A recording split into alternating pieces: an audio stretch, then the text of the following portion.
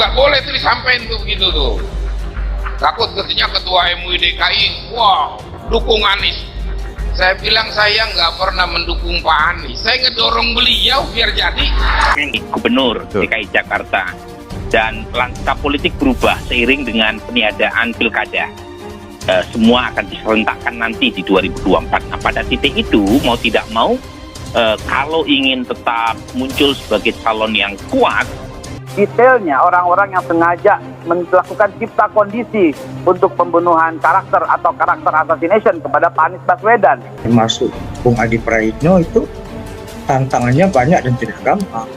Itu sebuah keniscayaan. Nah, ini namanya gagasan, namanya niat baik.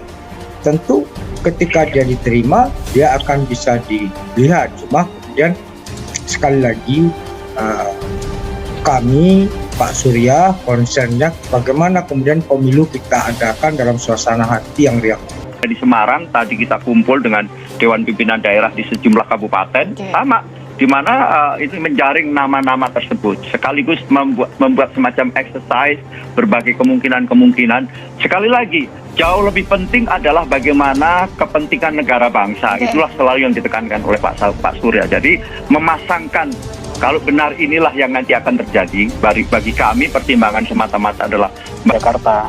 Poin-poin yang kita bisa sebut misalkan bagaimana dalam hal pengelolaan keuangan, misalkan 2018, 2019, 2020 Jakarta mendapat WTP dari PPK. Anies Baswedan dan Ganjar Pranowo, suka tidak suka, kalau kita bicara tentang selera publik tentu tidak terlepas dari Ganjar dan Anies ya. Yang kedua tentu saja secara tidak langsung ketika menyorongkan nama-nama dalam bursa Capres 2024 Di tengah. Nah, pemilih yang ada di tengah ini itu justru akan diyakinkan jika kampanye pendukung Mas Anies itu bicara tentang betapa inklusifnya Anies Baswedan. Lepas banget. Bahkan kalau kita melihat polarisasi saat ini itu berlangsung, bahkan mempertemukan antara Jokowi dengan Prabowo dalam satu kolam koalisi sekalipun, itu tidak menyelesaikan polarisasi. Tetapi dalam jangka pendeknya itu bisa membuat daya tarik partai lain.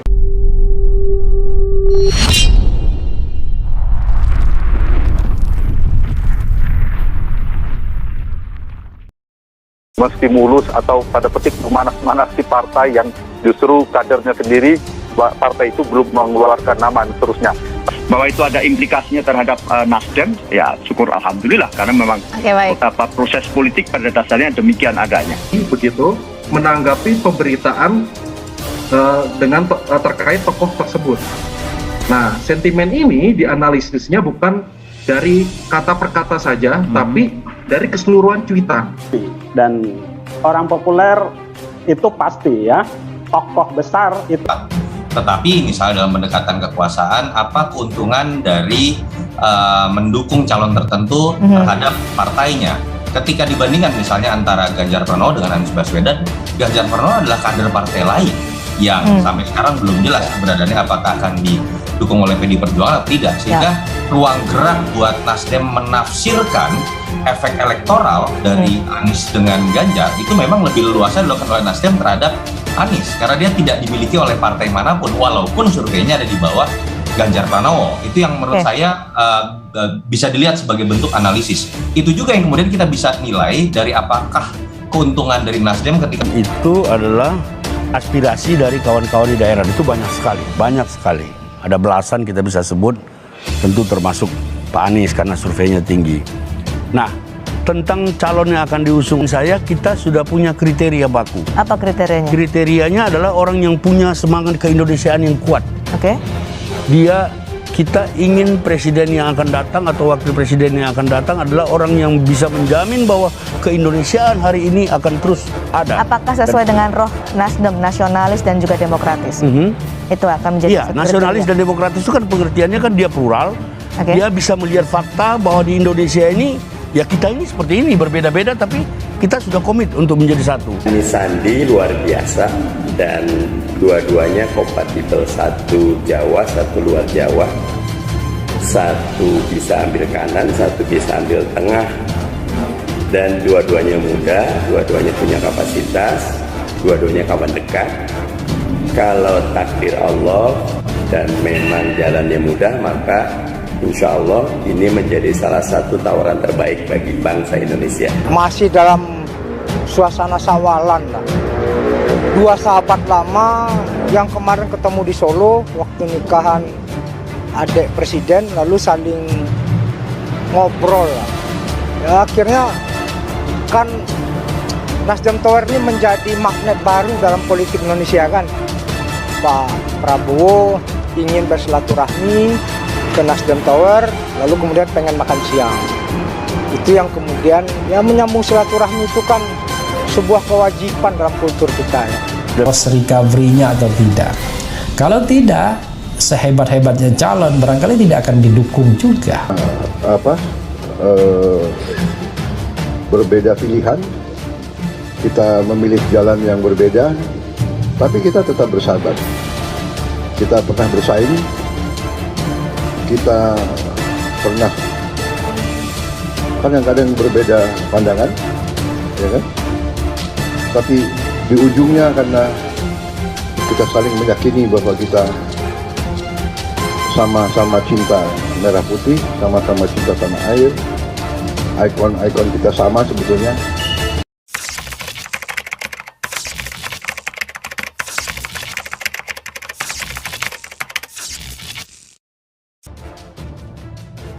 PDIP kritik lawatan Anies ke Jepang 2 bulan jelang lengser.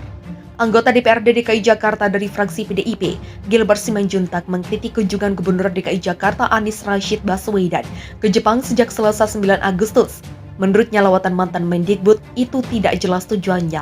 Itu lawatan yang tidak jelas, apapun yang disepakati akan dikerjakan gubernur berikutnya, kata Gilbert Ahad 14 Agustus.